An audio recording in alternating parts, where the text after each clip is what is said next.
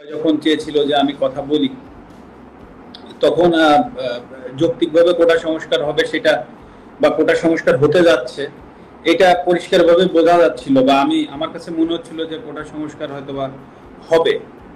কিন্তু তারপরে যে ঘটনাগুলো ঘটতে থাকলো, তখন আসলে এমন একটা পরিস্থিতি হলো যে যখন সবাই চাচ্ছে যে আমি একটি স্ট্যাটাস দিই বা আমি পাশে থাকি, তো তখন আসলে পরিবেশটা এমন জায়গায় গিয়েছে যে আমার এখান থেকে দাঁড়িয়ে আমার কাছে মনে হচ্ছে একটা স্ট্যাটাস দিলে সবকিছু সমাধান হয়ে যেত, সেটা না, আমি আরো বড় পরিসরে কিছু করতে পারতাম কিনা, এবং সেটা স্টুডেন্টদের কাছে যে তারা হয়তো বা নাও আসতে পারতো, সেটা তাদের ব্যাপার ছিল।